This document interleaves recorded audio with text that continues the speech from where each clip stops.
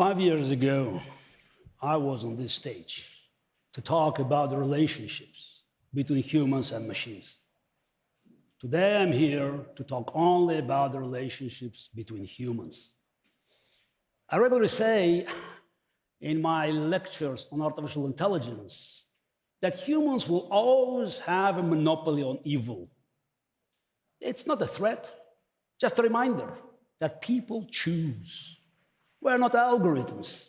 We're not bound by code or commandments or laws or treaties. We have them, but we choose. So let us talk now about the choices we make, about things in black and white, about Russia's war on Ukraine, and about good and evil. My life experience prepared me to identify evil at an early age. Not my life as the chess player, not even as the youngest world champion in history.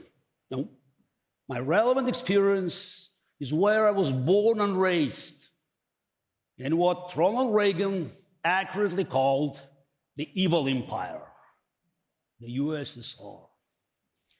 As a young star in the chess-crazed Soviet Union in the 70s and 80s, I had many privileges my competitors did not.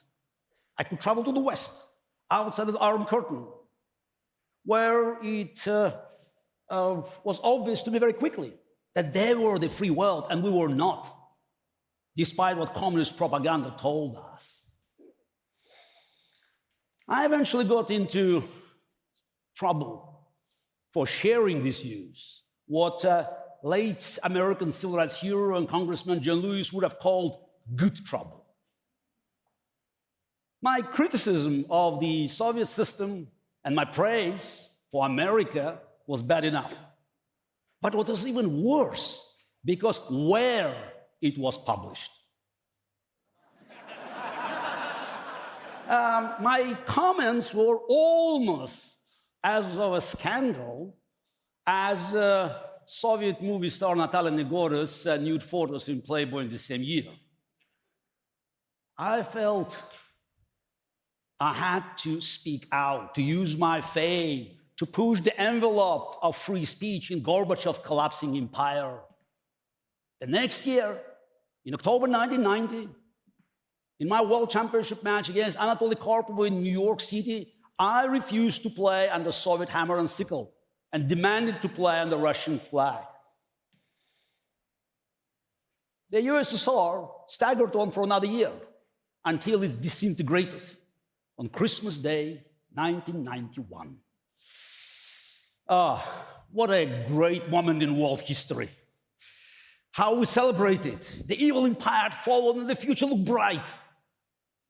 And yet, 8 years later, on December 31st, 1999, a former lieutenant colonel of KGB became the president of Russia. His name was Vladimir Putin.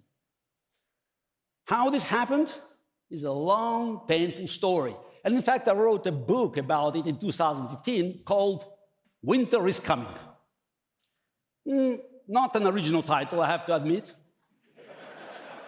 But I'm a fan of Game of Thrones. And also, I felt it was appropriate because it was a warning. The subtitle was more important. Why Vladimir Putin and the enemies of the free world must be stopped. The publisher, by the way, didn't like it. Enemies, it's too harsh, sounded like Cold War. Absolutely, I said, Cold War, because winter is coming. Okay, well, here we are, 7 years later. And if I wrote a sequel, it would be called Winter is Here. And the subtitle would be, I bleeping told you so. Actually, my first article warning was published in the Wall Street Journal on January 4, 2001. I saw evil because I heard evil. Putin was telling us what he was. All we had to do was listen. When Putin said that there was no such thing as a former KGB agent, I knew Russia's fragile democracy was in danger. When Putin said that the collapse of the Soviet Union was the greatest geopolitical catastrophe of the 20th century, I knew Russia's newly independent neighbors were at risk. And when Putin talked at Munich Security Conference in 2007 about a return to spheres of influence, I knew he was ready to launch his plan.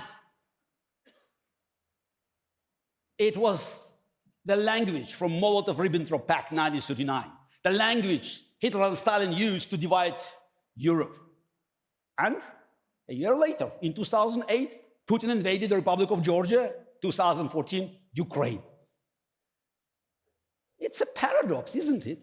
Dictators lie about everything they have done, but often they tell us exactly what they're going to do. Just listen.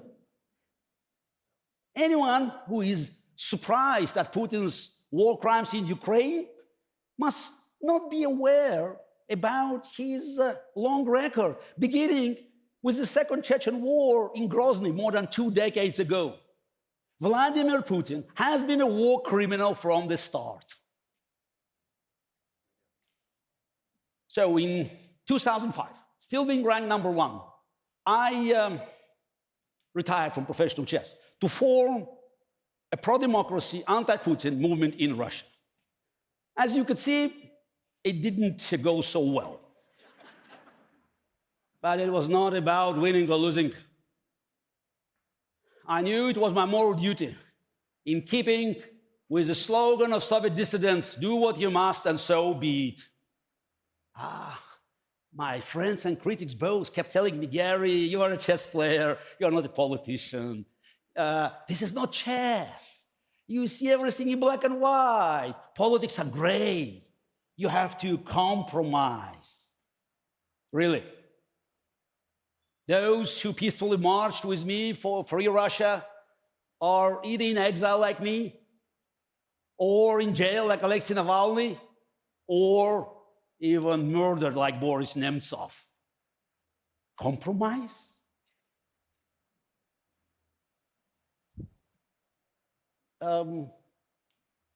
Not black and white? Are you sure? Compromise with this? You cannot look at the images from Ukraine in recent weeks and say there is no pure evil.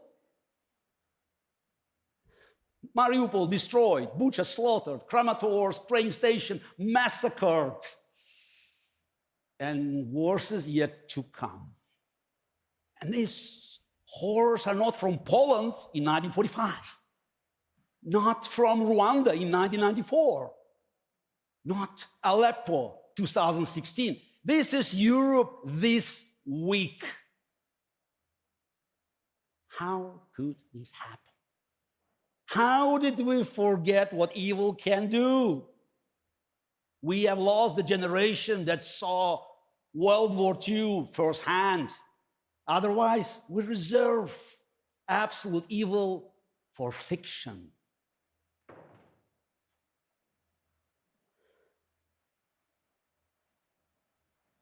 In fables, they believe in true evil.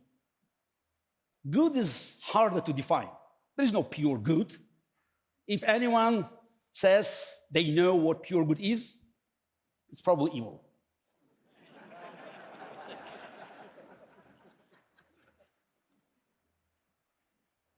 In fantasy tale of hobbits and elves and dwarves, there was an idea that good comes in different forms and shapes, often in conflict, but they had to be united when facing absolute evil. Good will disagree. Evil says, no more disagreements, ever. That was life in real Mordor, the Soviet Union. That's what Putin wants for Russia and the world. We celebrated the end of the Cold War, but for too long. We forgot that evil doesn't die. It can be buried for a while under the rubble of Berlin Wall, but it grows back through the cracks of our apathy. We called it diplomacy when Putin was embraced by the leaders of the free world as equal despite his crimes. We called it engagement when we bought trillions of dollars in Russian oil and gas, money that built Putin's police state and his war machine. Let us call these things what they are. It was appeasement, it was collaboration. These days, we prefer to focus on domestic issues. We argue about the past, we fantasize about the future, while ignoring the present. Once the move is made, you cannot change it. Acknowledge the wrongdoings of the past, but do not pretend it can be fixed. It's the present that must be fixed. The heroes of the past were far from perfect, but the world we live in is better because of them. We too cannot be perfect, but we must always try to be better. As a chess player, I know that strategy is the future impact of present decisions. However grand our plans are for 2, 5, even 10 moves ahead, it's the move that we make now that determines that future. Ukraine is now on the front line of the war, global war of freedom against tyranny.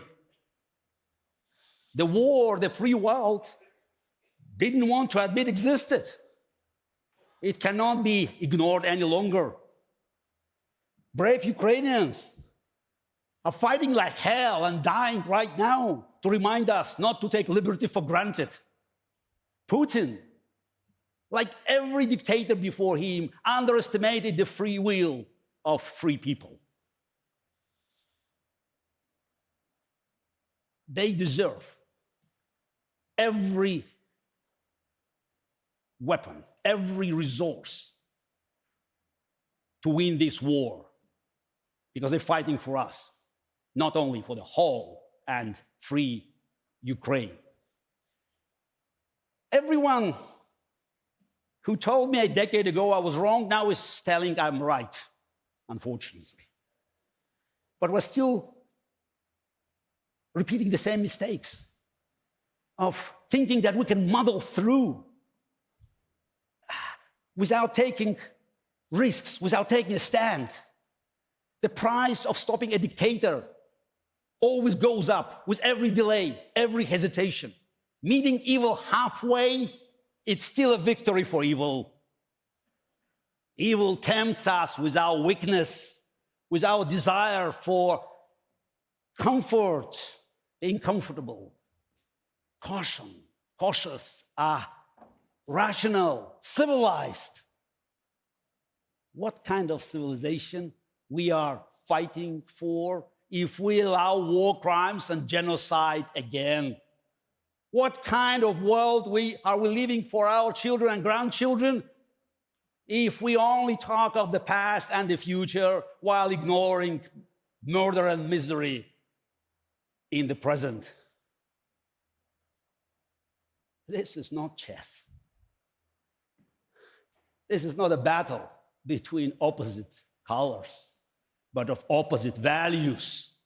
Freedom, life, and love versus tyranny, death, and hatred. This is not chess. But sometimes things are black and white. Sometimes you have to fight for what you believe, or you lose it. This is not chess. There are no draws, no compromises in our battle with true evil. It's win or lose. And so we must fight. And so we must win. Slava Ukraini! Glory to Ukraine! Glory to freedom! Thank you.